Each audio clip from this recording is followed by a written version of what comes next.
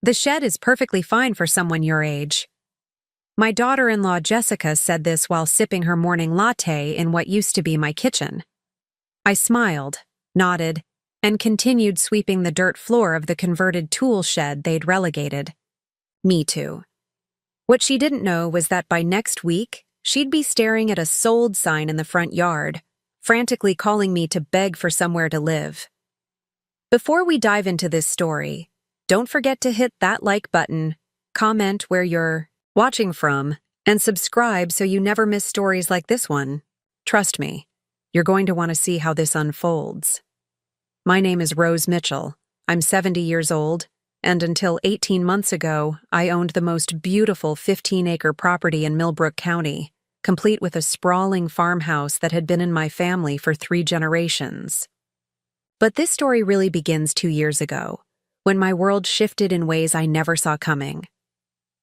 When my husband Frank passed away from a sudden heart attack at the age of 72, I thought the hardest part would be learning to live alone in our big house. We'd been married for 48 years, and Frank had always handled the business side of our small organic farm, the contracts with local restaurants, the seasonal workers, the equipment maintenance, and all the financial planning. I'd focused on what I loved most: the gardens, keeping our books, and managing our successful bed and breakfast operation that brought city folks seeking a peaceful weekend retreat. I was 68 years old when Frank died, and I'd never lived anywhere. But this property. We'd bought it when we were young newlyweds in 1976, spending every spare dollar and weekend for the next 45 years building it into something truly special. The farmhouse itself was a classic 2-story Victorian that we'd painstakingly restored, complete with wraparound porches, original hardwood floors that gleamed like honey, high ceilings with intricate crown molding, and enough bedrooms to house our B&B guests comfortably. Over the decades, we'd modernized everything while preserving the historic charm. Updated plumbing and electrical systems, a gourmet kitchen with commercial-grade appliances for the B&B, central air conditioning that was a godsend during humid summers, and surprisingly good high-speed internet that reached even our rural location. Frank had insisted on solar panels in 2015, making us almost entirely energy independent. The house was a perfect blend of old-world elegance and modern convenience. But more than the buildings, it was the land that made this place truly magical. 15 acres of gently rolling hills with a clear creek meandering through the back. Pasture where Frank used to sit and fish on Sunday afternoons. Ancient oak trees provided shade so deep you could escape the hottest summer day beneath their canopy. The soil was rich, black earth that had been carefully tended for generations. Everything we planted seemed to grow with an enthusiasm that bordered on the supernatural. We had established vegetable gardens that supplied our kitchen and several local restaurants with organic produce. Fruit orchards produced apples, pears, and peaches that people drove from 3 counties over to buy. Flower beds attracted butterflies, hummingbirds, and bees in numbers that made the property feel alive, with movement and color. A renovated barn housed our small flock of heritage chickens, 2 gentle goats that the B&B guests loved to visit, and enough space for Frank's workshop where he'd built most of our furniture by hand. The property was worth a fortune, I knew, that much, even though Frank and I had never cared about the money. Over the years, developers had made increasingly aggressive offers, wanting to subdivide our land for luxury homes or shopping centers. The most recent offer, just before Frank died, had been for $3.2 million. We'd always refused without even considering it. This wasn't just real estate to us. It was our legacy, our piece of heaven, the place where we'd raised our son Marcus and where we'd planned to grow old together, eventually passing it down to our family. The B&B operation had become surprisingly successful over the years. We called it Meadowbrook Farmstay, and during peak season, spring through fall, we were booked solid most weekends. City people paid premium rates to stay in our beautifully appointed guest rooms, eat breakfasts made from ingredients, grown on the property, and experience what they called authentic country living. Frank used to joke that we were selling them the life we lived every day, but they were happy to pay for it and we were happy to share it. After Frank died, I'll admit I struggled with loneliness. The house felt enormous and too quiet without his presence. I missed our morning coffee conversations on the front porch, the way he'd hum while working in his shop, his terrible jokes that still made me laugh after all those years. The grief was heavy and persistent, like carrying a weight I couldn't put down. But I never, not even for a moment, struggled with managing the property itself. I was stronger and more capable than people gave me credit for. I'd always been an equal partner in everything we'd built, not just the pretty face who arranged flowers while Frank did the real work. I knew every inch of this land, every quirk of every system in the house, every guest's preferences and every supplier's schedule. I kept the gardens not just maintained but thriving, expanding the herb garden and starting a cutting garden that produced gorgeous bouquets for the guest rooms. I managed the B&B bookings through our website, handled customer service with a personal touch that had our repeat guests feeling like family, and maintained the 5-star rating that kept us booked solid. I even taught myself to fix the temperamental water pump that Frank had always cursed at, watched YouTube videos to learn basic electrical repairs, and figured out how to operate the commercial dishwasher when it started acting up. The financial side turned out to be much easier than I'd expected. Frank had been more successful than either of us realized, quietly setting aside money for years while living modestly. Our B&B income was substantial. During peak season, we brought in nearly $4,000 per weekend, and even off-season bookings were steady. The organic produce we sold to upscale restaurants in the city provided reliable monthly income. Frank's life insurance policy was generous, and our savings account was healthier than I'd known, enough that I could live very comfortably without touching the principal. I was managing just fine on my own, thank you very much. Better than fine, actually. I was discovering parts of myself that had been dormant while Frank was alive. I was more independent, more confident in my decision-making, more willing to try new things. I'd started taking watercolor classes in town, joined a book club, and even begun dating a lovely widower named Harold who appreciated both my cooking and my conversation. But apparently, my son Marcus and his wife Jessica had very different ideas about what a 68-year-old widow was capable of handling. Marcus was 45, our only child, and someone I'd raised to be thoughtful and kind.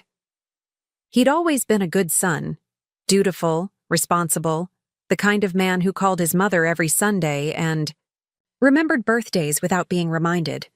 He worked as a financial advisor in the city, lived in a nice suburban house with Jessica and their 2 teenage children, and seemed to have built a comfortable middle-class life. Jessica was 42, a real estate agent who specialized in luxury properties, and someone I'd never quite warmed to in the 15 years since she and Marcus got married. She was perfectly polite, always well-dressed, and said all the right things at family gatherings. But there was something calculating about her that made me uncomfortable. She had a way of evaluating everything: houses, cars, jewelry, even people, with the practiced eye of someone always assessing value and potential profit. Their monthly visits had started innocently enough after Frank's funeral. "Just checking on Mom," Marcus would say, bringing Jessica and sometimes the kids for Sunday dinner. But I began to notice that these visits had taken on a different quality. They weren't coming to spend time with me or enjoy the beauty of the property. They were conducting inspections. "Mom, this place is too much for you," Marcus said during one of these visits, gesturing around the farmhouse kitchen where I was canning tomatoes from my latest harvest. The kitchen counter was covered with mason jars, filled with bright red preserves, the smell of herbs and garlic filling the air. "You can't keep up with 15 acres and a business operation. It's not safe for you to be out here alone." I looked up from the boiling water bath where I was processing the jars, wiping my hands on my apron. "I'm managing perfectly well, Marcus. The B&B is booked through next spring. The gardens are producing better than they have in years, and I've got reliable help with anything too heavy for me to handle alone. Jessica, who'd been scrolling through her phone at my kitchen table, the same table where Frank and I had shared thousands of meals, looked up with that patronizing smile I'd learned to dread. It was the smile she used with difficult clients, the one that said she was being patient with someone who didn't understand the obvious. "Rose, we're not questioning your abilities," she said in the tone people use with small children. "We're just worried about you. What if something happened? What if you fell or had a medical emergency? It would take an ambulance at least 20 minutes to get out here, maybe longer depending on traffic." "I have a cell phone that works perfectly well," I replied, continuing to pack tomatoes into jars with practiced efficiency. "Mrs. Henderson from the next property checks on me every day when she walks her dog.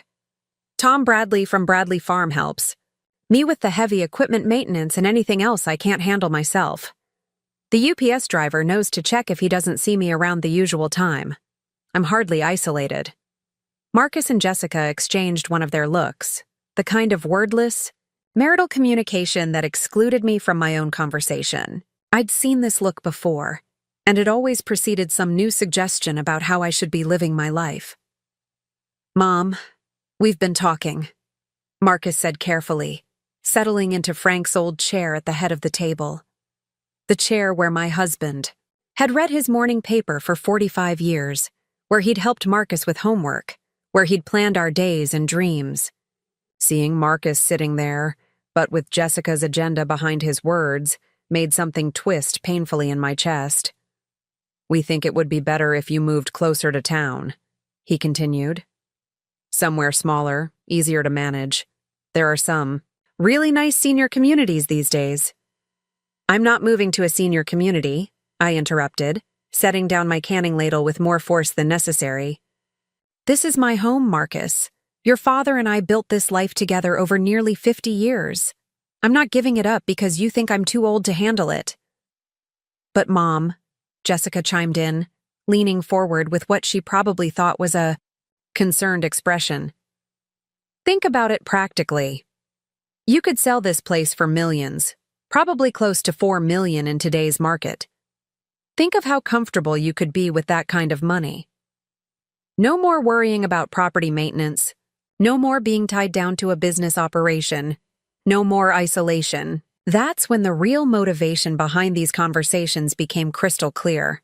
This wasn't about my safety, my comfort, or my well-being.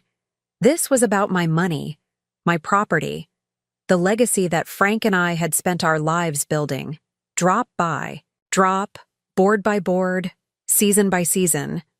"And I suppose you two have thoughts about what I should do with all that money from selling my home?" I asked quietly, continuing to work but watching their faces carefully.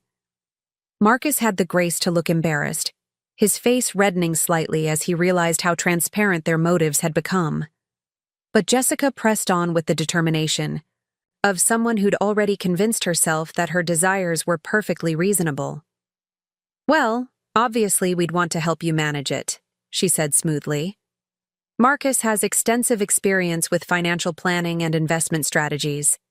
We could help you find a place that would really suit your needs at this stage of life, make sure your money is working for you, that kind of thing."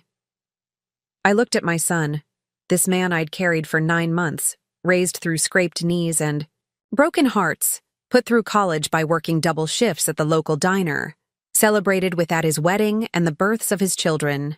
I tried to see in his face some trace of the boy who'd helped me plant seedlings in these gardens, who'd named all our chickens and cried when predators got them, who'd promised at his father's funeral that he'd always take care of me. Instead, I saw a middle-aged man who'd stopped seeing this place as his family's heritage and started seeing it as his inheritance. Worse, he'd married a woman who saw it as her retirement plan. "I'm not selling," I said firmly, my voice carrying the authority of someone who'd made final decisions about her own life for 7 decades. "This is my home, and I'm staying here." The visits became more frequent after that conversation, and the pressure more intense and less subtle. They'd arrive with real estate brochures featuring sprawling luxury homes that could be bought with the proceeds from selling my property. They brought printouts of senior living facilities with amenities like pools and activity centers, as if I were a child who could be distracted by shiny objects. They carried increasingly dire warnings about the dangers of living alone, statistics about elderly accidents, and horror stories about other widows who'd waited too long to make practical decisions. "Mom, what happens when you can't climb these stairs anymore?" Jessica would ask, while pointedly looking at the polished wooden staircase that led to the second floor, the same stairs I'd been climbing effortlessly for 45 years. "What happens when the roof needs replacing and you can't afford the repairs?" Marcus would add, conveniently ignoring the fact that I had plenty of money and the roof had been professionally inspected and updated just 3 years earlier. "What happens when you have a medical emergency and there's no one here to help you?" They'd ask in unison, like they'd rehearsed this particular argument. But what really bothered me wasn't their stated concern for my well-being. It was the way they'd started talking about and treating the property like it was already theirs. Jessica would walk through the rooms with the calculating eye of someone planning renovations, making comments about how the kitchen could be updated with granite countertops and stainless steel appliances, how the master bedroom would be perfect for them once they moved in, how they could convert the B&B guest rooms into home offices or entertainment spaces for their friends. Marcus would stand in the barn making plans for what kind of equipment they'd need if they decided to continue farming, or discussing how much they could get for the land if they sold it to developers who were constantly circling like vultures.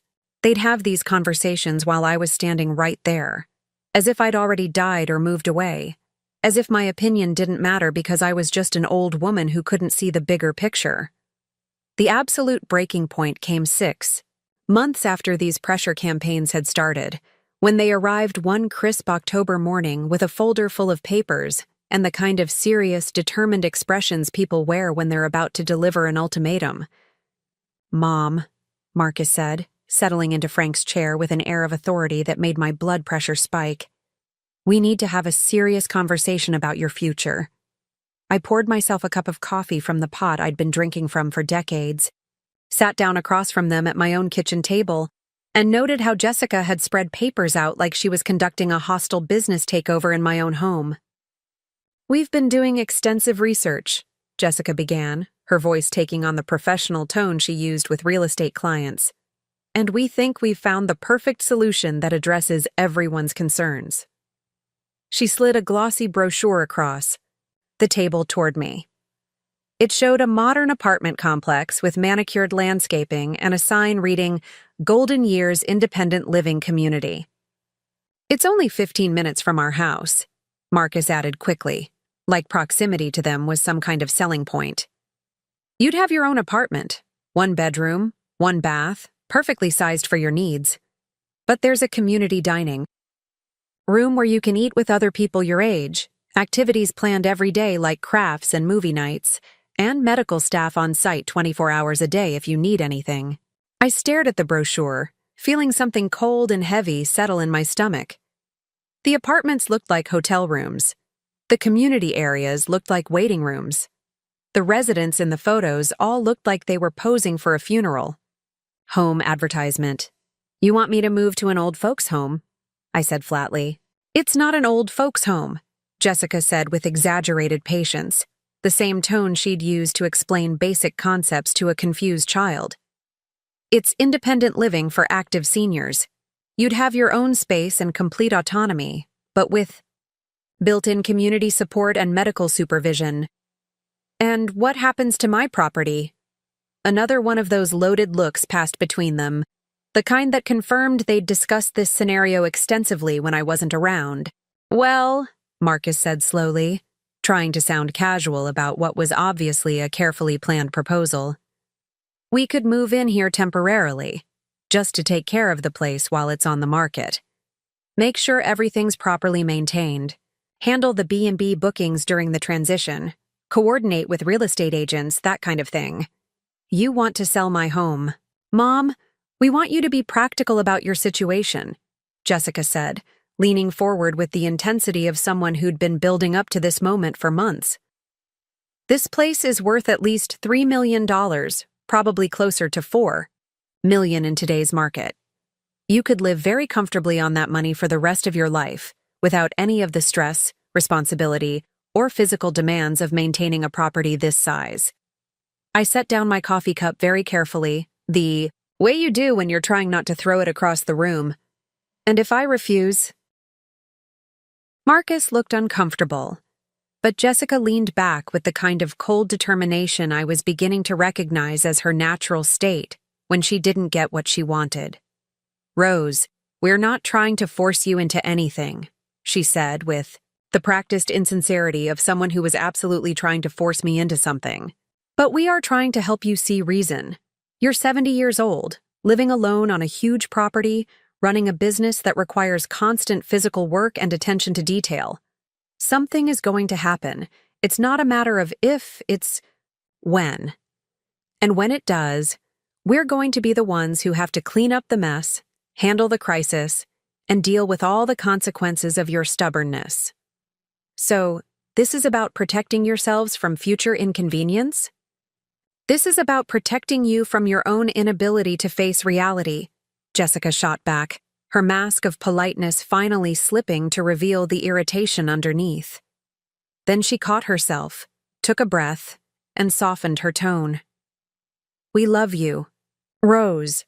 We want what's best for you, but we also have to think about practical realities and what's sustainable long-term." I looked at my son, searching his face for some sign of the boy who'd helped me plant vegetable seeds in these gardens every spring, who'd insisted on naming all our chickens and had cried when predators got them, who'd stood beside Frank's grave, and promised with tears in his eyes that he'd always take care of me. "Marcus," I said quietly, "what do you think your father would say about this conversation?" He couldn't meet my eyes, looking instead at his hands folded on the table. "Dad would want you to be safe and happy. Your father spent 45 years of his life building this place with me, board by board, garden by garden, dream by dream. He'd want me to hold on to it, to preserve what we created together, to pass it down to our family the way his parents passed their farm down to us. Mom, Dad's gone," Marcus said with a dismissive tone that shocked me with its callousness. "Holding on to the past isn't going to bring him back. At some point, you have to accept reality and make decisions based on what's practical for your future, not what's sentimental about your past." The casual dismissal of everything Frank and I had built together, everything we'd worked for, everything we'd dreamed of preserving for our family, it hit me like a physical blow to the chest. This wasn't just about property or money. This was about erasing the life Frank and I had shared, treating our 48 years of marriage and partnership like it was just holding on to the past. But I didn't argue anymore. I just nodded slowly and said I'd think about their suggestions, because I'd learned something crucial in that conversation. My son and daughter-in-law weren't trying to help me. They were trying to manage me like I was an inconvenient obstacle, standing between them and a valuable piece of real estate. They saw me as a problem to be solved, not a person to be respected, and they had seriously underestimated who they were dealing with. What happened next was something I never could have predicted, not even in my worst nightmares about how low my own family might sink. But I'm getting ahead of myself. Let me tell you about the month that followed that kitchen table ultimatum, because it was during those 4 weeks that I learned exactly what Marcus and Jessica were capable of when they didn't get their way. For the first week after our serious conversation, they left me alone. I actually thought maybe they'd heard something in my voice, seen something in my expression that made them realize I wasn't going to be pushed around. I went about my normal routines, tending the gardens as autumn settled in, hosting my weekend B&B guests, preserving the last of the season's harvest, and almost convinced myself that the worst was over. I was wrong. The campaign that followed was so systematic, so calculated, that I realized they must have been planning it for months. It started with small things that I might have dismissed as coincidences if there hadn't been so many of them in such quick succession. My internet service suddenly became unreliable. The company claimed there were issues with the rural infrastructure, but couldn't give me a timeline for repairs. This was particularly problematic because I managed all my B&B bookings online, communicated with guests through email, and used digital payment systems for most of my business transactions. When I called to complain, I was told that upgrading service to my remote location would require a substantial installation fee and couldn't be scheduled for several weeks. Then my landline started having problems.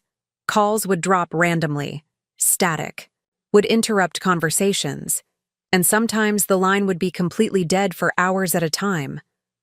The phone company sent a technician who claimed the problem was with aging infrastructure and that replacing the lines to my property would be expensive and time-consuming. My electricity began experiencing frequent outages that seemed to affect only my property.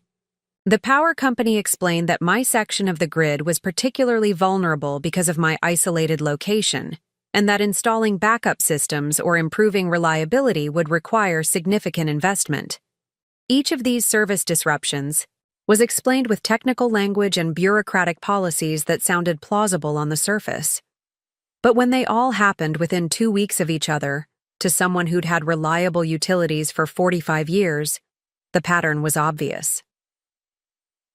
Marcus worked for a financial services company that had corporate accounts with all the major utility providers. Jessica had real estate connections who knew exactly which bureaucratic strings to pull to create temporary service issues. They were systematically making my life difficult, creating exactly the kinds of problems they'd warned me about, so they could point to them as evidence that I couldn't handle living alone.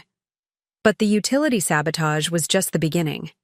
My regular contractor, Tom Bradley, who'd been helping with property maintenance for over a decade, suddenly informed me that he couldn't continue our arrangement. He was uncomfortable and clearly embarrassed when he delivered the news, standing in my driveway with his hat in his hands like a teenager breaking up with his first girlfriend. "I'm real sorry, Mrs. Mitchell," he said, not quite meeting my eyes. "But I've got to focus on some bigger commercial contracts that just came up. I won't have time for the smaller residential jobs anymore." I'd known Tom since he was a boy working summers for his father's construction business.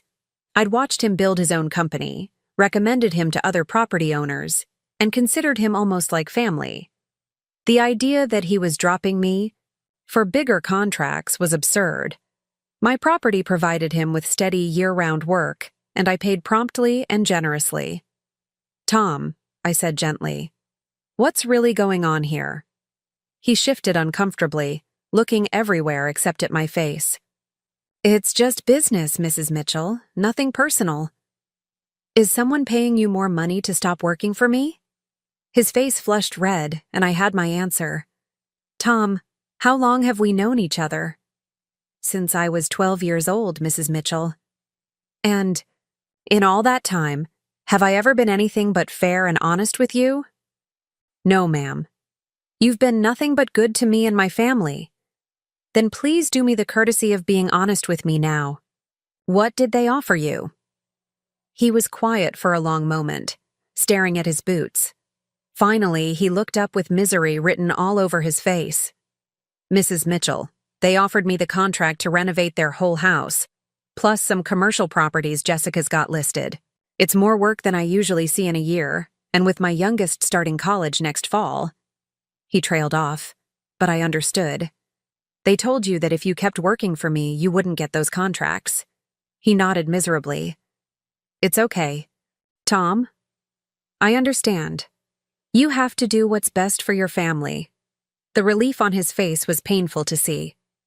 "Thank you, Mrs. Mitchell. I'm real sorry about this." After he left, I sat on my front porch and tried to process what had just happened. My own son had essentially bribed my contractor to abandon me, creating exactly the kind of maintenance crisis they'd been warning me about. They were manufacturing the problems they claimed to be protecting me from. But Tom's defection was just the beginning of the systematic isolation campaign. Mrs. Henderson, my elderly neighbor who'd been checking on me daily, suddenly stopped coming. When I called to make sure she was all right, she was evasive and uncomfortable. "Oh, Rose dear, I'm fine. It's just that my arthritis has been acting up, and the walk over to your place is getting to be too much for these old bones." Mrs. Henderson was 75 years old and had been walking 3 miles every morning for the past decade. The quarter-mile walk to my house had never been a problem before. My usual grocery delivery service called to inform me that they could no longer accommodate rural deliveries due to route optimization. The farmers' market vendors who'd been buying my organic produce suddenly found other suppliers. Even my mail delivery became sporadic, with important letters and packages mysteriously delayed or misplaced. Each incident in isolation might have been explainable. Together, they painted a clear picture of a coordinated campaign to make my independent life as difficult as possible. But the final straw, the incident that made me realize just how far Marcus and Jessica were willing to go, happened 3 weeks after our kitchen table confrontation. I woke up one morning to find that my water wasn't working. Not just low pressure or rusty water, no water at all. I checked all the faucets, the hot water heater, and the main shutoff valve. Everything appeared to be functioning normally, but no water was flowing into the house. I called the well service company that had maintained our system for 20 years. They sent a technician who spent an hour examining the equipment before delivering his diagnosis. "Mrs. Mitchell, I'm afraid your well pump has failed completely. It's going to need to be replaced." "How is that possible?" "It was serviced just 6 months ago and working perfectly yesterday." He showed me the pump housing, pointing to what he claimed was evidence of mechanical failure. Sometimes these things just go, especially in older systems. The good news is we can install a new pump, but it's going to take about a week to get the parts, and the installation will run around $8,000. $8,000 and a week without water. For a 70-year-old woman living alone, this was exactly the kind of crisis that Marcus and Jessica had been predicting would force me to accept their help. But I'd learned to be suspicious of convenient timing. "Can I get a second opinion?" I asked. The technician looked uncomfortable. "Well, sure, but any well service company is going to tell you the same thing. When a pump fails like this, replacement is really your only option." I thanked him and said I'd think about it. After he left, I called a well service company from the next county over, one that Marcus and Jessica wouldn't have thought to influence. The new technician arrived that afternoon and spent 20 minutes examining my system before making a discovery that made my blood run cold. "Mrs. Mitchell, your pump didn't fail. Someone deliberately damaged the electrical connections and sabotaged the pressure switch. This wasn't mechanical failure. This was vandalism." He showed me where wires had been cut and components had been deliberately broken. The damage was hidden well enough that a casual inspection might miss it, but clear enough that someone with experience could see it was intentional. "Do you have any idea who might have done this?" he asked. I stood in my utility room, looking at the evidence of sabotage, and felt something fundamental shift inside me. This wasn't just manipulation or pressure tactics anymore. This was criminal destruction of property designed to force me from my home. "I have a pretty good idea," I said quietly. The technician repaired the damage in about an hour and charged me $200. As I wrote the check, I made a decision that would change everything. I was done being the victim of their campaign. It was time to fight back. That evening, I called a meeting with Marcus and Jessica. I used my newly restored landline to reach Marcus at home, and I made sure my voice carried just the right note of defeat and desperation. "Marcus, I need you and Jessica to come out here tomorrow. I'm ready to discuss your suggestions about selling the property." I could hear the satisfaction in his voice when he replied, "Of course, Mom. We'll be there first thing in the morning. I think you're making the right decision." They arrived the next day with barely concealed triumph written all over their faces. Jessica carried a leather portfolio that I suspected contained pre-drafted legal documents, and Marcus had the look of someone who'd already mentally spent the money from selling my property. We sat in the living room this time, rather than the kitchen. I wanted them comfortable, confident, ready to reveal exactly what they'd been planning. "I've been thinking about everything you said," I began, letting my voice carry a tremor of uncertainty. "And I have to admit, these past few weeks have been difficult. The internet problems, the phone issues, Tom saying he can't help with maintenance anymore. And then yesterday the well pump failed." "Oh no," Jessica said with perfectly performed concern. "How much is that going to cost to repair?" $8,000. And it could take a week or more to get the parts. Marcus leaned forward with what he probably thought was sympathetic attention. "Mom, this is exactly what we've been worried about. These kinds of unexpected expenses and service interruptions are only going to get worse as the infrastructure ages and you get older." "You're probably right," I said, allowing a sigh to escape. "I'm starting to think I've been foolish, trying to hold on to this place by myself." The look that passed between them was pure predatory satisfaction. They thought they'd won. "So, Jessica said carefully, are you ready to seriously consider our suggestions about finding a more suitable living situation?" "I think so, but I have some questions about the logistics." For the next hour, I let them explain their plan in detail. They'd already researched senior living facilities and had narrowed it down to 3 options, all of which happened to be expensive enough to require selling my property to afford. They'd spoken to real estate agents and had preliminary estimates that the property could sell for between $3.5 and $4.2 million. Marcus had prepared financial projections showing how the proceeds could be invested to provide me with comfortable income for the rest of my life, though I noticed that his calculations assumed he would be managing those investments for a reasonable fee.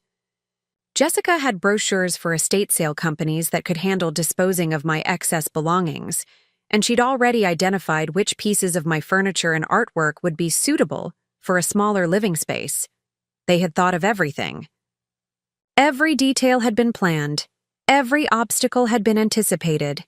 Every aspect of dismantling my life had been researched and organized. "There's just one thing I'm confused about," I said when they finished their presentation. "What's that?" "Mom?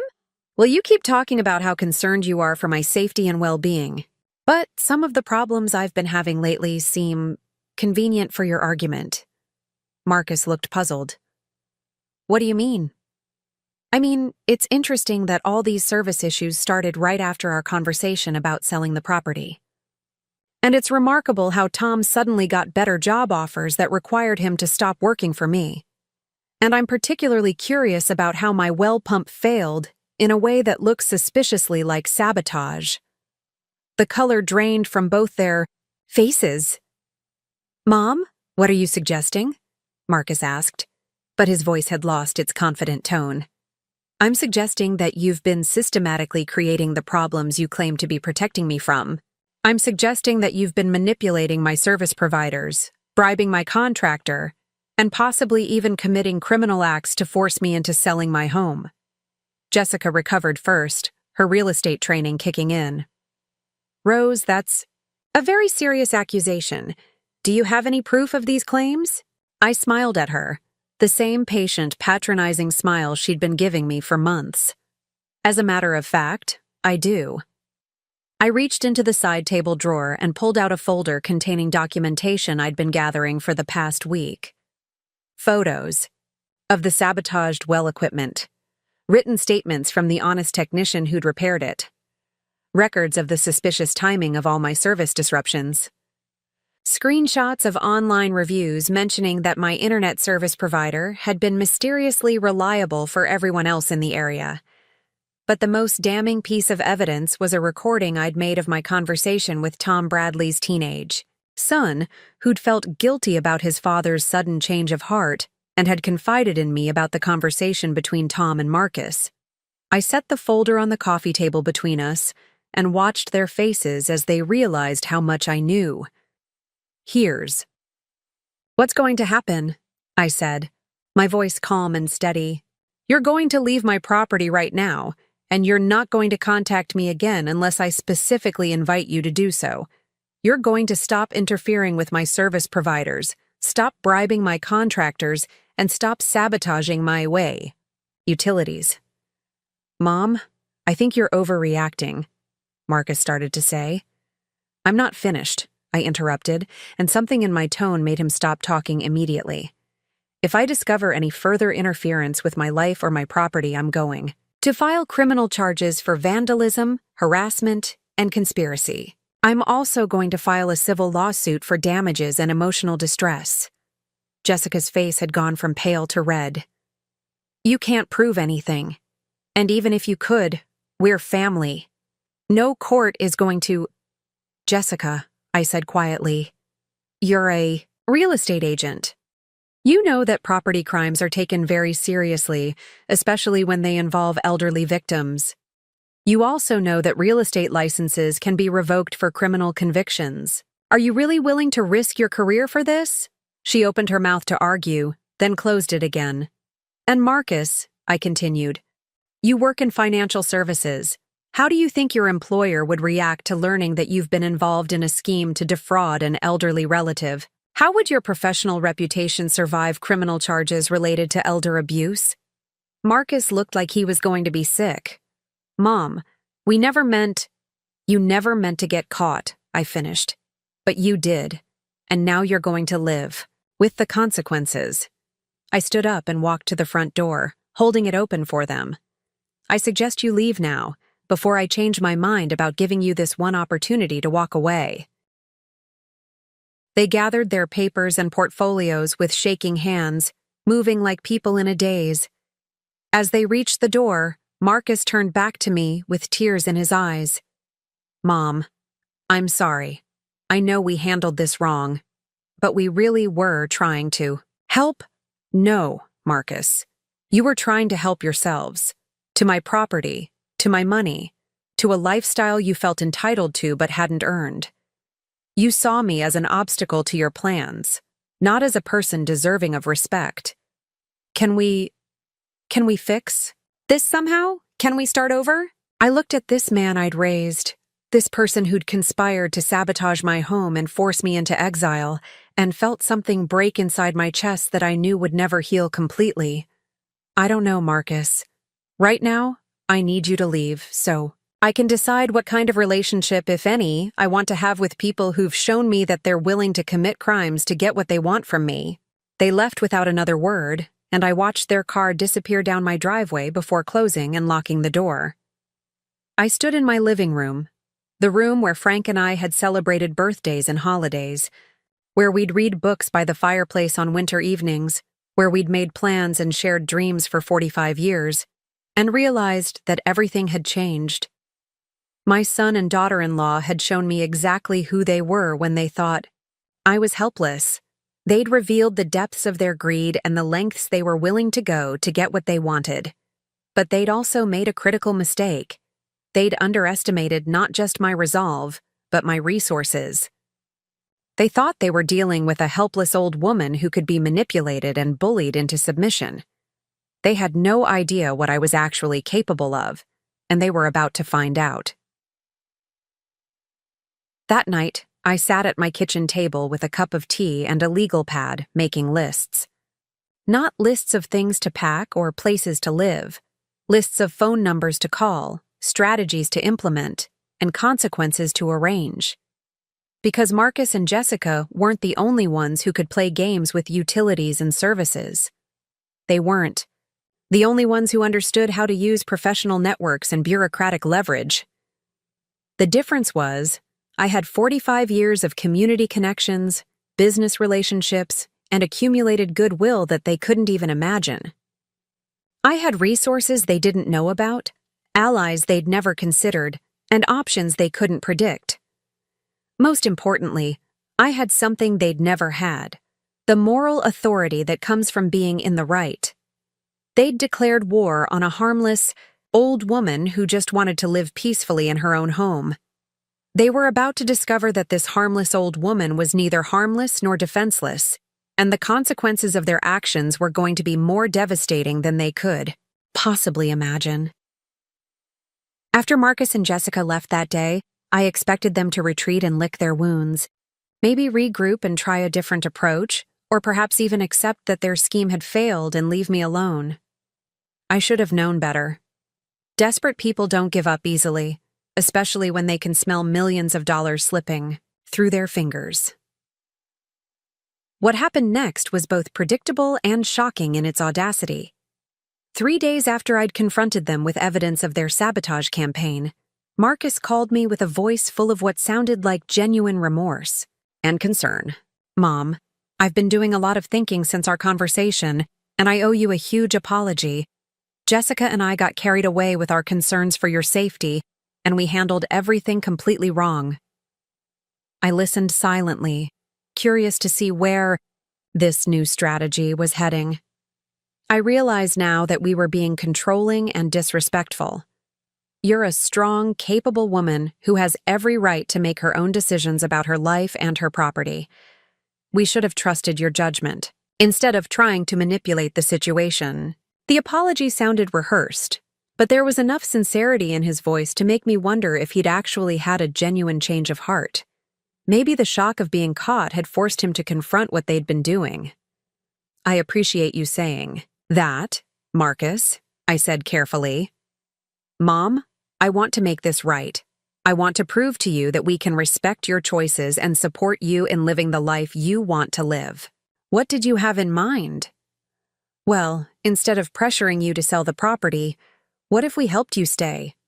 What if Jessica and I moved onto the property to help you manage everything? We could renovate the old farmhand cottage and live there, so you'd have family nearby without giving up your independence." The farmhand cottage was a small 2-bedroom structure about a quarter-mile from the main house, built in the 1920s when the property had been a working dairy farm. Frank and I had used it for storage and as a workshop space, but it could potentially be converted into a living space with some work. "You want to move onto my property?" I asked. "Just to help, Mom. You could keep running the B&B exactly as you have been. Maintain your independence completely, but we'd be nearby if you needed anything. And we could help with the property maintenance, the business operations, whatever you needed." It was a clever pivot. Instead of trying to force me off the property, they were proposing to move onto it. They'd still have access to what they wanted: proximity to the valuable land, involvement in the business operations, and positioning for eventual inheritance. But they'd frame it as helping me rather than controlling me. "What would Jessica think about giving up your house in town?" "To live in a cottage on my property?" Actually, it was her idea. She feels terrible about how we handled things, and she wants to make amends. She thinks living here could be good for the kids too. They'd have more space, better access to nature, and a closer relationship with their grandmother. I had to admit the offer was tempting.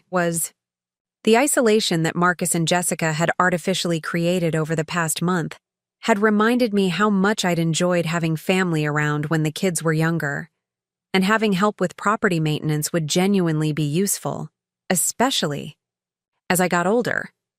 But I was also deeply suspicious of this sudden transformation from manipulation to selfless assistance. "I'd need to think about it," I said. "Of course. Take all the time you need. But Mom, I want you to know that this offer comes with no strings attached. The property would remain entirely yours. You'd make all the decisions about how it's managed, and we'd just be there to help however you wanted us to help." After we hung up, I sat in my garden thinking about the proposal. On the surface, it seemed like exactly what any grandmother would want: family nearby, help with the work, and grandchildren growing up on the beautiful property their great-grandparents had built.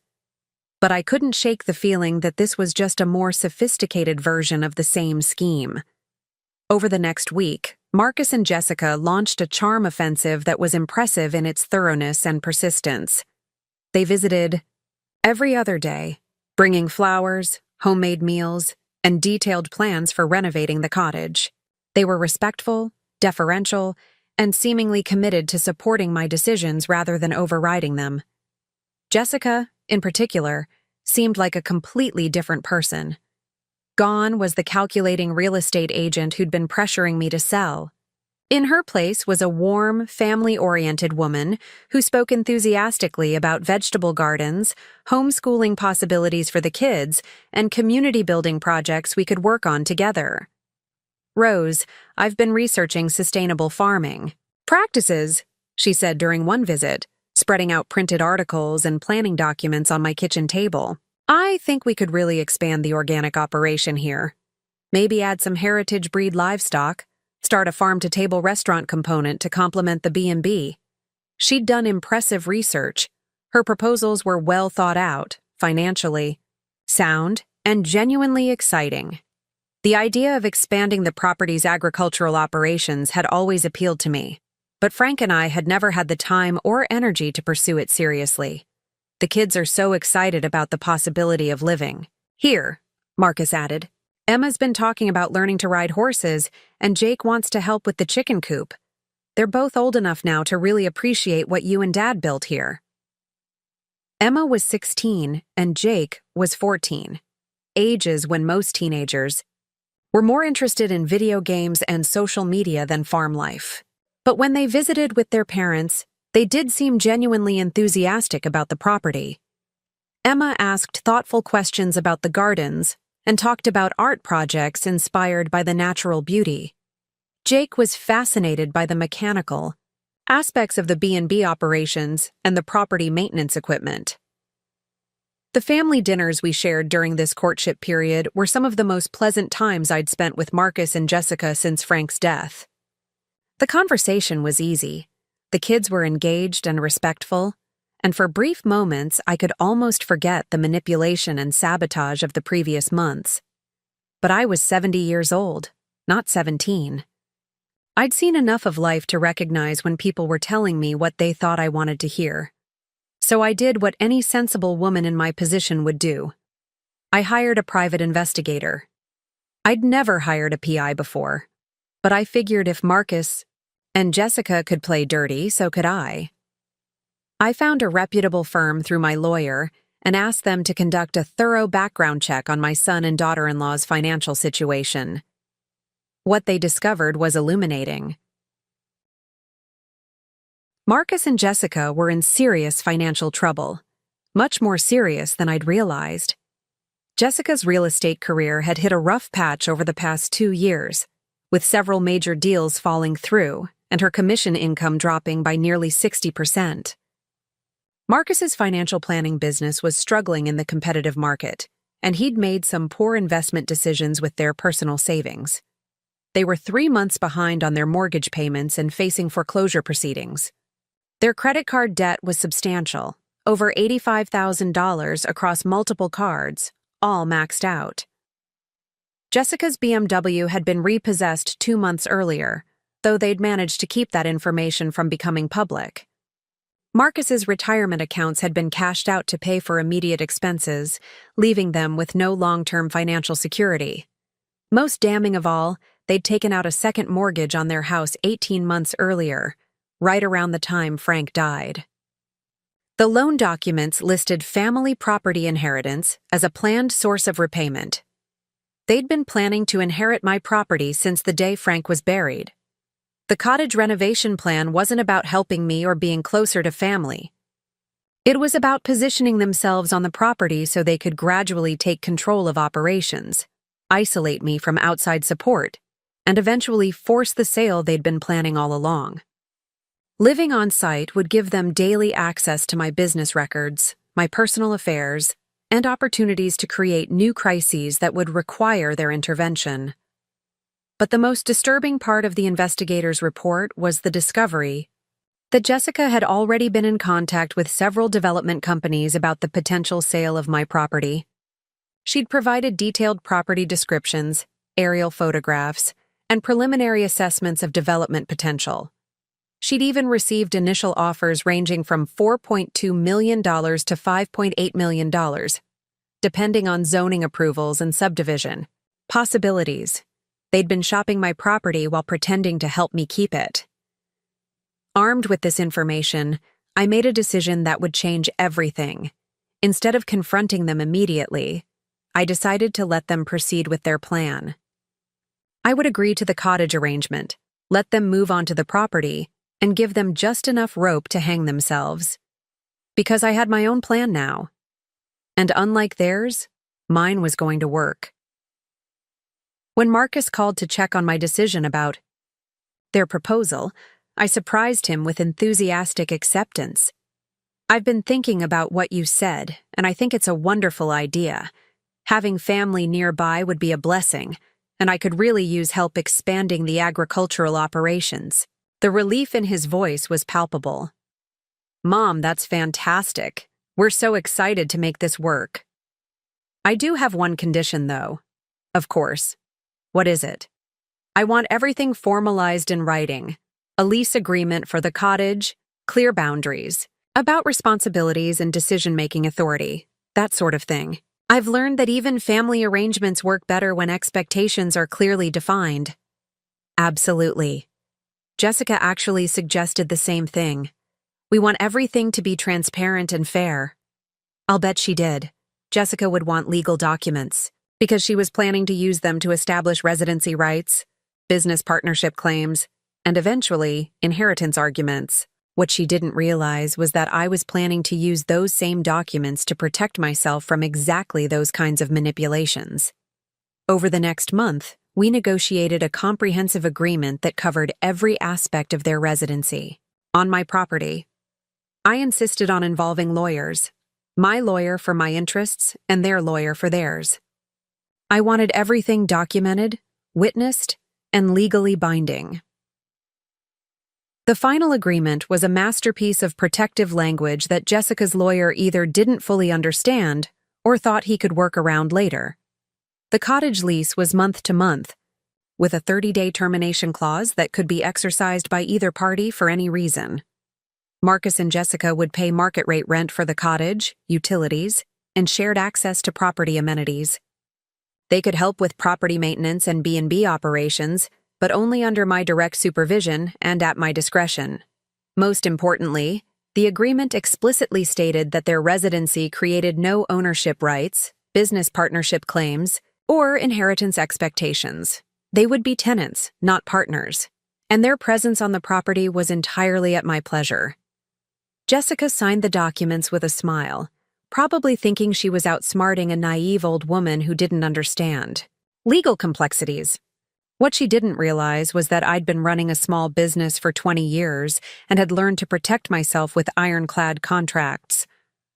Marcus and Jessica moved into the cottage on a crisp October morning, bringing only the belongings they'd managed to save before losing their house to foreclosure. They'd told me they were downsizing by choice to embrace a simpler lifestyle. But I knew the truth. They'd lost everything and were counting on my property to rebuild their lives. The first few weeks of the arrangement were everything they'd promised.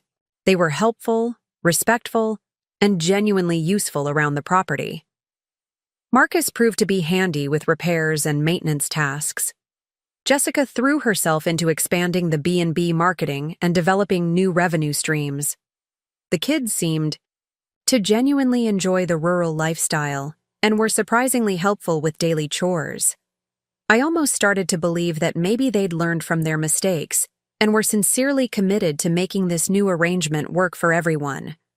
I should have known better. The problems started small, the way they always do. Jessica began making minor changes to the B&B operations without consulting me first. She rearranged the guest room furniture to create better flow, updated the online booking descriptions to emphasize amenities I'd never offered, and started advertising extended stay packages that required commitments I wasn't comfortable making. When I questioned these changes, she had perfectly reasonable explanations. The furniture arrangement was more professional looking. The updated descriptions would attract higher-paying guests. The extended stay packages would provide more predictable income. All of her justifications were logical, but they missed the fundamental point. She was making decisions about my business without asking my permission. Marcus started similar boundary pushing, with the property maintenance.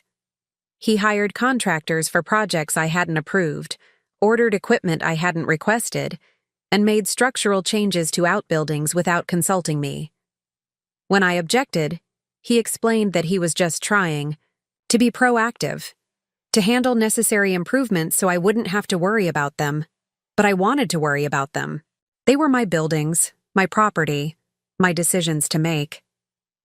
The most troubling changes involved my relationships with long-term guests and local business partners.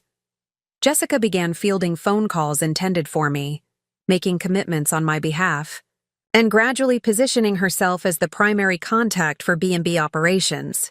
When regular guests called to make reservations, they increasingly spoke with Jessica instead of me. When suppliers delivered goods or performed services, they began checking with Jessica for approval and payment.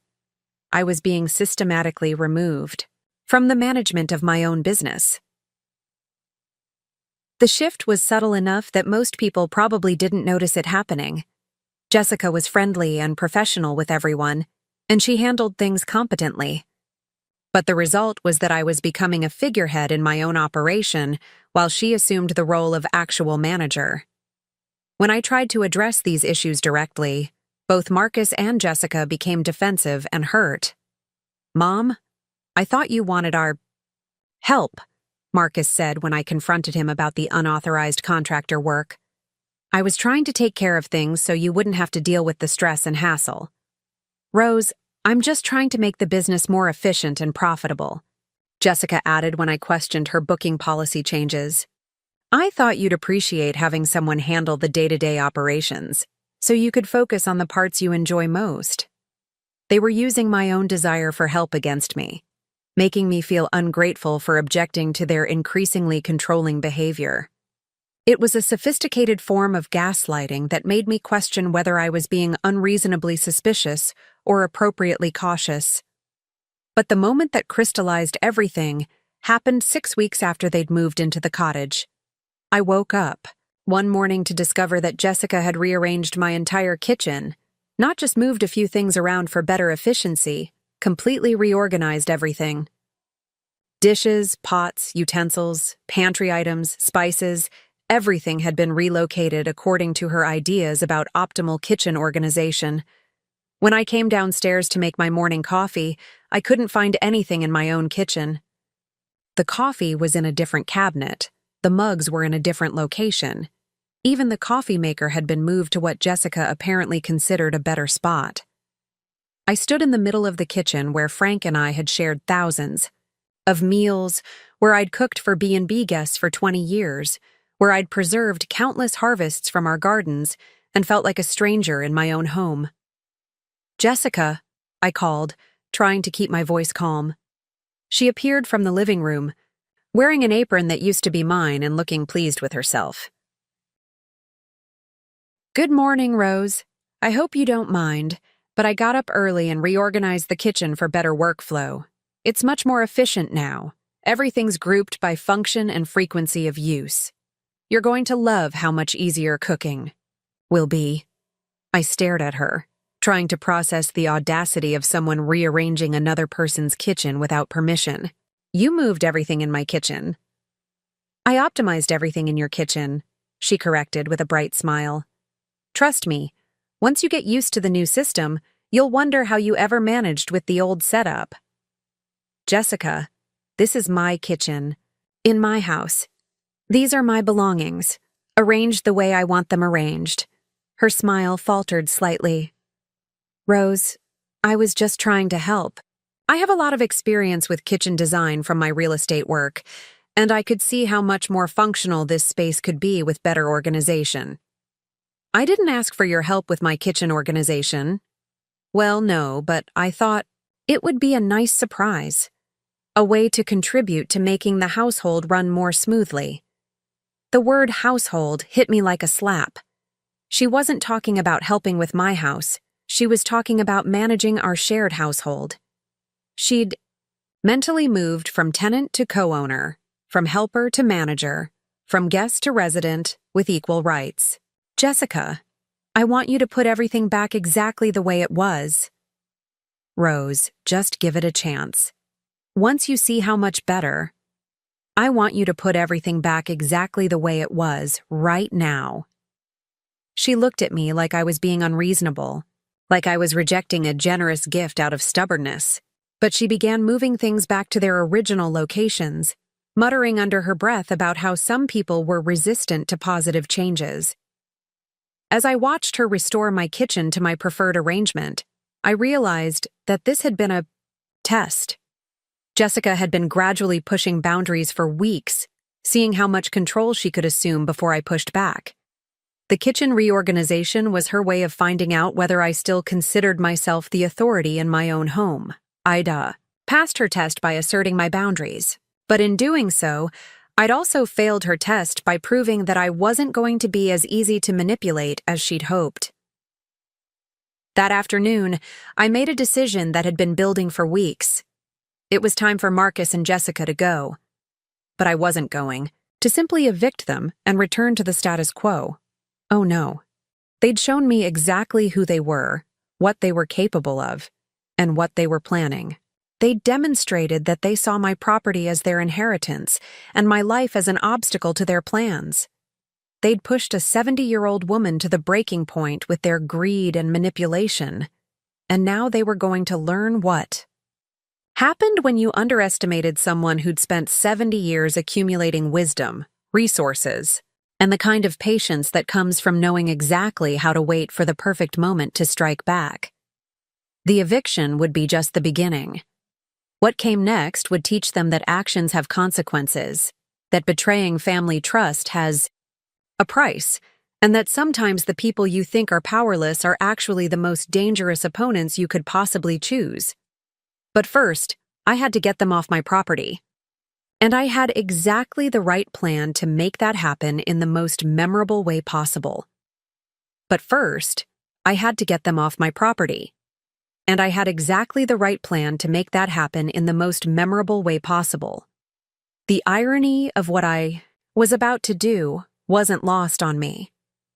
Marcus and Jessica had spent months trying to force me out of my own home, using manipulation, sabotage, and psychological pressure to make me believe I couldn't handle living independently. Now I was going to show them what real power looked like when wielded by someone who actually owned what they were fighting over.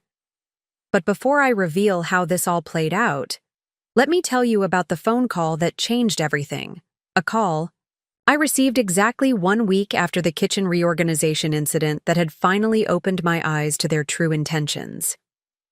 I was sitting in my garden on a beautiful November morning, sipping coffee and watching the last of the autumn leaves drift down from the oak trees when my phone rang. The caller ID showed a number I didn't recognize, but something made me answer anyway. Mrs. Mitchell? This is James Whitfield from Whitfield and Associates Property Development. I hope I'm not calling at an inconvenient time. I'm sorry, I think you have the wrong number. I'm not interested in selling my property. Actually, Mrs. Mitchell, I'm calling because we've already received some preliminary information about your property from Jessica Carter. She indicated that you might be interested in exploring development options for your 15-acre parcel. My blood went cold. Jessica Carter contacted you about my property? Yes, ma'am. She provided us with aerial photographs, property surveys, and some initial assessments about subdivision potential. We're very interested in making an offer, and Jessica suggested that this might be a good time to begin formal discussions. Set down my coffee cup with a hand that had started trembling with rage. Mr. Whitfield, Jessica Carter is my daughter-in-law, and she has absolutely no authority to discuss my property with anyone. She doesn't own this land. She has no legal right to represent my interests, and I have never authorized her to contact developers on my behalf. There was a long pause on the other end of the line. I see. I'm very sorry, Mrs. Mitchell. Jessica led us to believe that she was acting with your full knowledge and consent. She mentioned that you were elderly and that she was helping to manage your affairs. She told you I was elderly and needed help managing my affairs? Well, yes. She said that you'd been having some health issues and that the family was helping you make important decisions about your future. The audacity of it took my breath away. Jessica had been presenting herself to developers as my caretaker or legal representative, implying that I was incompetent to manage my own affairs. She'd been shopping my property around while living in my cottage, eating my food, and pretending to be a devoted daughter-in-law who just wanted to help. Mr. Whitfield, I'm 70 years old, but I'm in excellent health and completely capable of managing my own affairs. I have not authorized anyone to represent me in property matters, and I am not interested in selling or developing my land. I understand completely, Mrs. Mitchell. Again, I apologize for any confusion. We'll remove your property from our development prospects immediately. Before you hang up, can you tell me what kind of offer you were prepared to make? Well, based on the preliminary assessment, we were looking at somewhere in the range of 5.2 to 5.8 million, depending on zoning approvals and environmental studies. Nearly $6 million. Jessica had been negotiating the sale of my property for almost $6 million, without my knowledge or consent, while living on that same property as my supposed helper and supporter.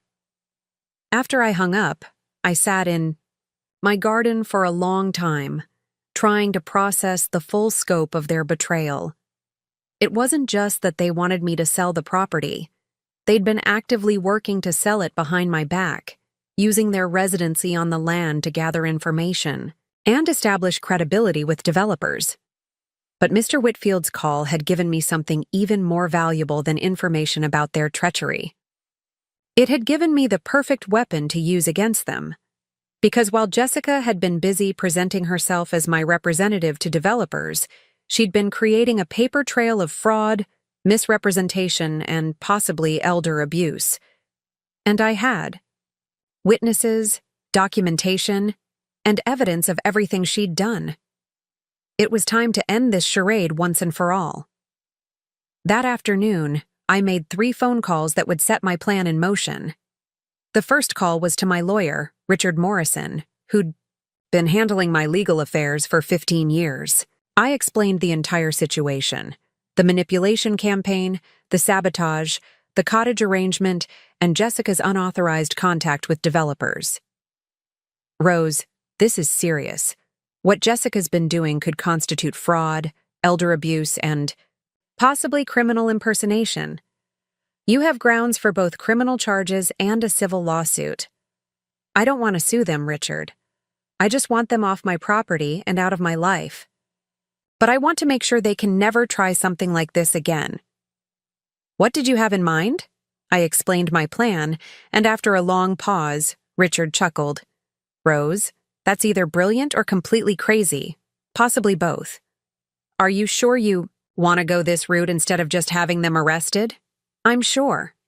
Sometimes the best justice is the kind that teaches people exactly what they've lost through their own greed. The second call was to a real estate agent, not one of Jessica's colleagues, but a highly respected broker from the next county who specialized in luxury properties and land sales. Mrs. Mitchell, I'd be honored to handle the sale of your property. Based on your description and the current market, I think we could list it for $5.5 million and expect to get close to asking price, possibly more if we get multiple offers. How quickly could we complete a sale? For a property of this caliber, with the right buyer, we could close in 30 to 45 days. Cash buyers could move even faster. Perfect. I'll call you back with instructions on when to proceed. The third call was to a moving company that specialized in estate relocations. We can have a crew there within 48 hours of your call, Mrs. Mitchell. For a property of that size, we'd recommend a 3-day packing and loading schedule. Where will you be relocating to? I'll let you know the destination address when I call to schedule. For now, I just need to know you can move quickly when the time comes. With my support team in place, I spent the rest of the week implementing the final phase of my plan.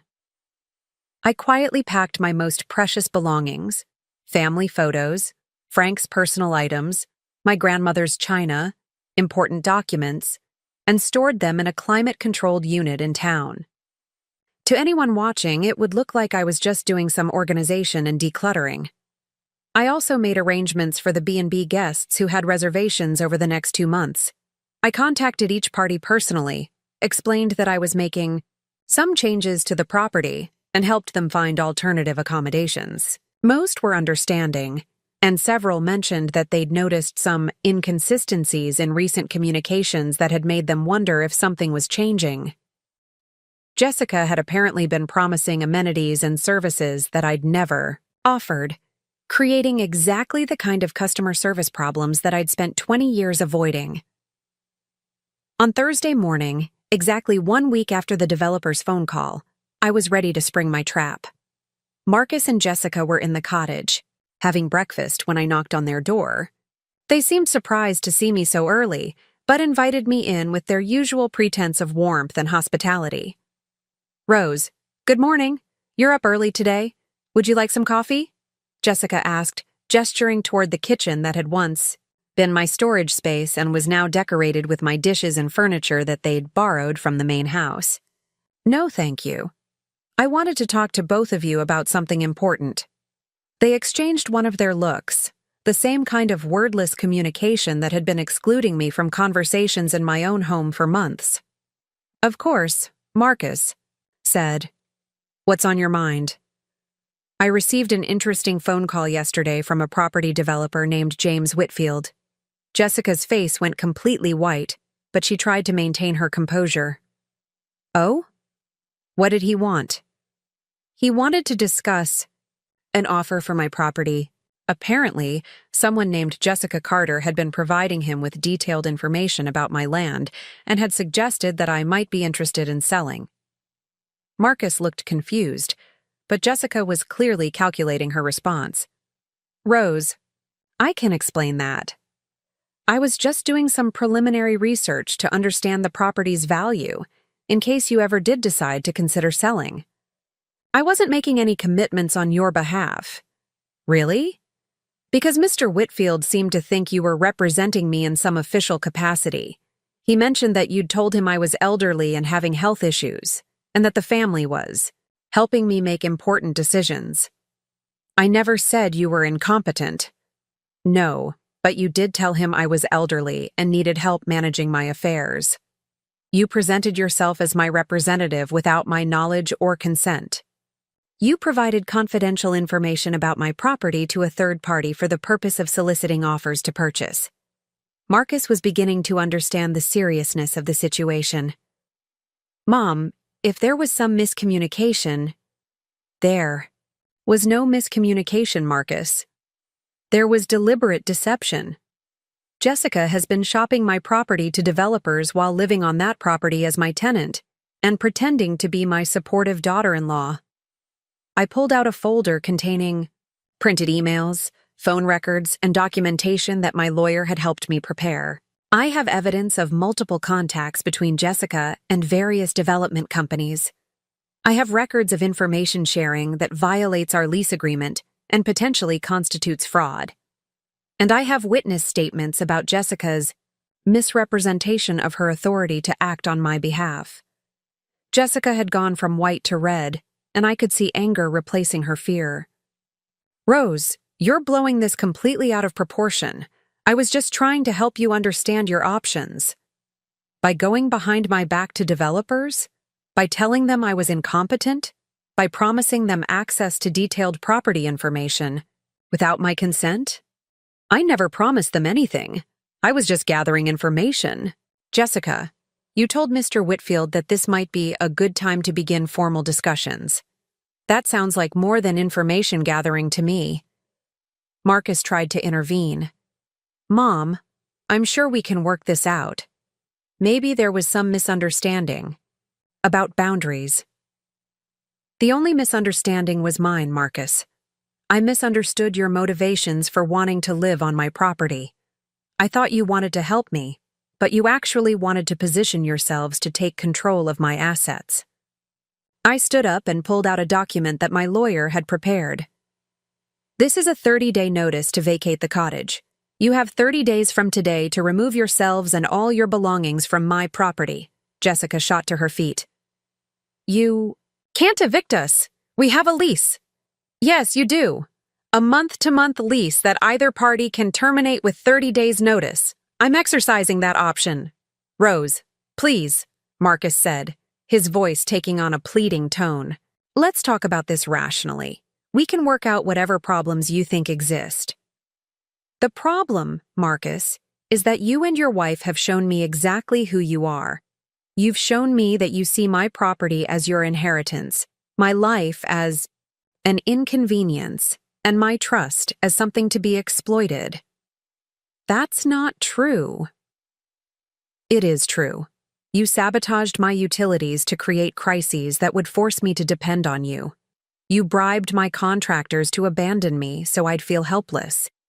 You manufactured every problem you claimed to be protecting me from. Jessica's composure finally cracked completely. Fine. You want to know the truth? Yes. We need this property. Yes, we're in financial trouble. Yes, we've been planning for you to sell it. But that doesn't make us criminals, Rose. It makes us practical. And what about contacting developers behind my back? What about it? You're 70 years old, Rose. How much longer are you realistically going to be able to manage this place? We were just trying to be prepared for the inevitable. The inevitable? Your death, Rose, or your incapacity, or some crisis that forces you to accept reality about what you can and can't handle at your age. The naked honesty of it was breathtaking. She'd finally admitted what I'd suspected all along. They weren't trying to help me. They were waiting for me to die, or become incompetent so they could inherit my property. Well, Jessica, I'm afraid you're going to have to find another plan, because I'm not dying. I'm not becoming incapacitated, and I'm not selling my property to fund your lifestyle. So what? You're just going to live here alone forever? You're going to die a bitter old woman in this house, clinging to memories of a dead husband and refusing to let your family build a future? Marcus looked horrified. Jessica, don't. But she was past caring about maintaining pretenses. No, Marcus, I'm tired of pretending. I'm tired of tiptoeing around her feelings and acting like this situation is sustainable. Rose is being selfish and unrealistic, and someone needs to tell her the truth. I looked at this woman who'd been living in my cottage, eating food grown in my gardens, and planning to sell my property out from under me, and felt something cold and final settle in my chest. You're right, Jessica. Someone does need to tell the truth. So let me tell you some truths you might find interesting. I sat back down and opened another folder I'd brought with me. Truth number 1. I know about your foreclosure. I know you lost your house because you couldn't make the mortgage payments. I know about Jessica's repossessed car and Marcus's cashed out retirement accounts. Their faces went ashen. Truth number 2.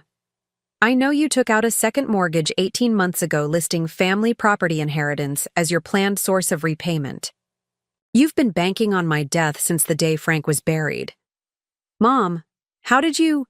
Truth number 3. I know that Jessica has been contacting multiple developers, not just Mr. Whitfield. I have records of at least 6 different companies. She's approached with information about my property. Jessica slumped back into her chair, the fight going out of her. And here's the final truth, I continued.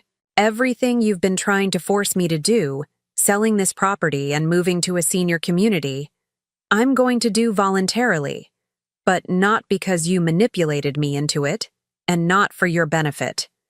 They both stared at me in confusion. I'm listing this property for sale next week. I expect to have a buyer within 30 days and close within 60 days. I'm moving to a luxury senior community in Florida that I've already selected and put a deposit on. But why? Marcus stammered.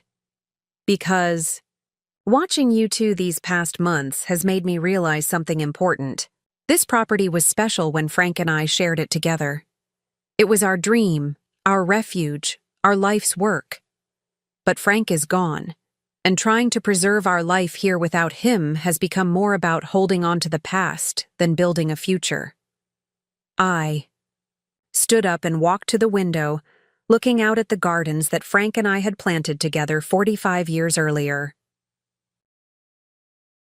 I don't want to spend my remaining years fighting with family members who see me as an obstacle to their financial plans. I don't want to live in fear of the next manipulation campaign or sabotage attempt. and I don't want to leave a legacy of bitterness and greed for my grandchildren to inherit. So, you're just going to sell everything? Give up on the family legacy Dad worked so hard to build? Marcus's voice was filled with genuine anguish. Marcus, your father and I built this place as a home for our family, but you've shown me that you don't want a family home. You want a commodity to sell.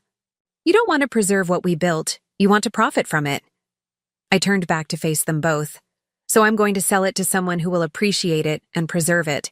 And I'm going to use the money to build the life I want for my remaining years without having to worry about family members who see my property as their retirement plan. What about us? Jessica asked quietly. What about the kids' future? This property could have set them up for life. The kids will be fine, Jessica. They have 2 working parents who can provide for them through their own efforts, just like every other family in America. They don't need an inheritance to have a good life. They need parents who teach them the value of hard work and honest living. I picked up my folders and headed toward the door. You have 30 days to vacate the cottage. After that, if you're still here, I'll have you removed by the sheriff and pursue criminal charges for trespassing.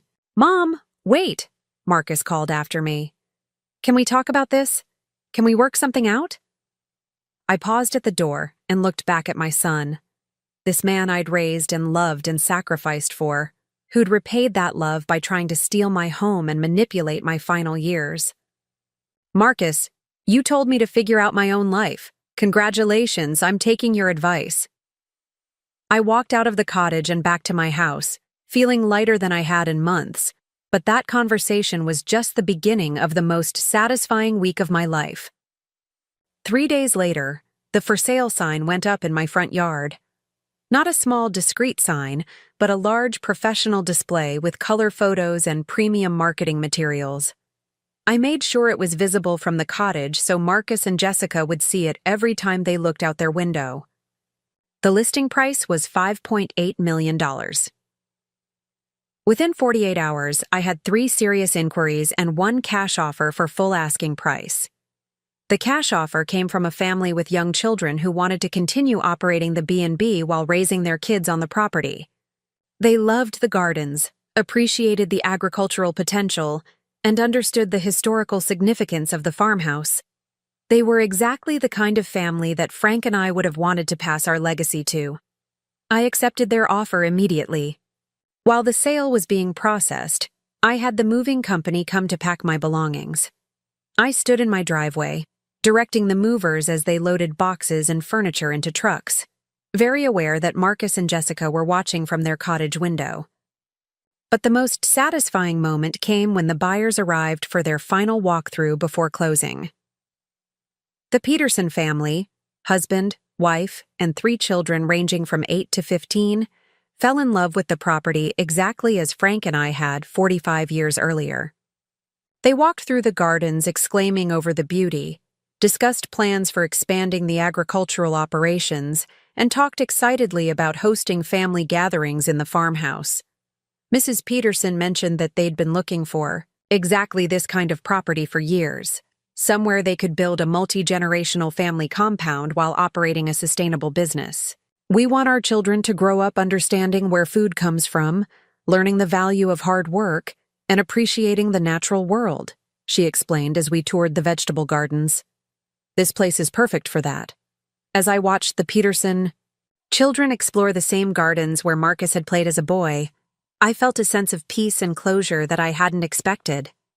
This property would continue to be loved and cared for by a family who truly appreciated what it represented. That evening, as I was putting the finishing touches on my packing, Marcus appeared at my kitchen door. He looked haggard and defeated, but I could also see something in his eyes that might have been genuine remorse. "Mom, can we talk?" I let him in and offered him coffee, which he accepted gratefully. "I owe you an apology," he said without preamble. "Not just for the things we did, but for the way we've been thinking about you and this property. You were right. We stopped seeing this as your home and started seeing it as our inheritance." "I appreciate you saying that, Marcus. I want you to know that I'm ashamed of what we put you through. The sabotage, the manipulation, the way we tried to make you feel helpless, none of that was okay. And Jessica's contact with the developers was completely out of line. What made you realize that? He was quiet for a long moment, staring into his coffee cup. Watching the Peterson family today, seeing how excited they were about the property, how they appreciated everything you and Dad built here. It made me realize that we'd never looked at this place that way. How did you look at it? Like a windfall, like something we were entitled to instead of something we should earn. And I think we resented having to wait for it. The honesty of his admission was painful, but necessary. Marcus, do you understand why I'm selling to them instead of keeping the property in the family? Because we proved we don't deserve it. Because you proved you don't want it. Not really. You want the money it represents, but you don't want the responsibility, the work, the commitment to preserving what Frank and I built here. He nodded sadly. You're right. And I'm sorry, Mom. I'm sorry we let greed turn us into people who would hurt you to get what we wanted. What are you going to do now? I don't know. Find jobs, I guess. Start over. Try to rebuild our lives through our own efforts instead of waiting for someone else's inheritance. That sounds like a good plan. Mom, is there any chance? Is there any way we could have a relationship again someday? I know we've lost your trust, and I know we've hurt you in ways that might not be forgivable. But you're my mother, and despite everything, I love you. I looked at this man I'd raised, who disappointed me so profoundly but who seemed to be genuinely recognizing his mistakes. And I thought about the years I had left, and whether I wanted to spend them nursing grievances or trying to rebuild damaged relationships. Marcus, I'm moving to Florida next month. I'm starting a new life in a place where I can make new friends, pursue new interests, and live without worrying about family politics or property management. His face fell, and I could see him preparing for another rejection. But, I continued, if you and Jessica and the kids want to visit me there, if you want to try building a relationship based on respect instead of financial expectations, I'd be open to that. Really? Really. But it would have to be a completely different kind of relationship. I would be Rose, your mother, not Rose, the property owner. You would be my son who visits because he enjoys my company, not because he wants something from me. I'd like that, Mom. I'd like that very much. Then we'll see what happens. The closing on the property sale took place on a Friday morning in December. I signed the papers, handed over the keys, and walked away with a certified check for $5.8 million. Marcus and Jessica had moved out of the cottage the week before, taking their few belongings and moving into a rental apartment in town. They'd IB.T. Both found jobs, Marcus with a local accounting firm, Jessica with a small real estate office, and they were slowly beginning the process of rebuilding their financial lives through their own efforts. The last thing I did before leaving town was drive past the property one final time. The Peterson family was already moving in, and I could see their children playing in the yard where Marcus had played 30 years earlier. Mrs. Peterson waved, from the front porch where she was directing movers, and I waved back, feeling confident that I'd made the right choice. That afternoon, I drove away from the only home I'd ever known, heading south toward my new life in Florida. 6 months later, I'm writing this story from the sunroom of my luxury apartment in a premier senior community just outside Naples. I have my own space again, new friends who share my interests, and a sense of freedom I hadn't felt in years. The community has extensive gardens where I can grow vegetables and flowers, a workshop where I'm learning pottery, and social activities that keep me engaged and active. I've joined a book club, started taking photography classes, and even begun dating a lovely gentleman named Robert who shares my love of travel. Marcus and the family visited me for Thanksgiving, and it was the most pleasant time we'd spent together in years. Without the property and inheritance issues hanging over our relationship, we were able to simply enjoy each other's company. The kids are thriving, Emma is excelling in art school, and Jake has discovered a talent for mechanical engineering. Jessica and I will probably never be close, but we've found a way to be cordial and respectful. She seems genuinely committed to rebuilding their life through honest work rather than waiting for windfalls. Most importantly, I wake up every morning in a place that's entirely mine, surrounded by things I chose because I love them, with no one questioning my decisions or waiting for me to die so they can inherit my belongings. I learned that sometimes the most loving thing you can do for your family is refuse to enable their worst impulses. Sometimes the greatest gift you can give your children is the opportunity to build their own lives instead of waiting for yours to end. And sometimes, the best way to honor the life you built with someone you loved is to let it go gracefully and create something new for the time you have left. Frank would understand.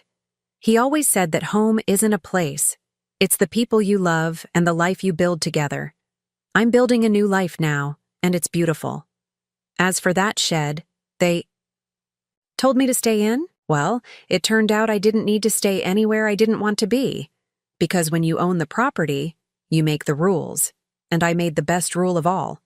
I chose happiness over holding grudges, freedom over family politics, and my own peace of mind over everyone else's expectations. That's a lesson worth $6 million any day. Up next, you've got 2 more standout stories right on your screen. If this one hit the mark, you won't want to pass these up. Just click and check them out. And don't forget to subscribe and turn on the notification bell so you don't miss any upload from us.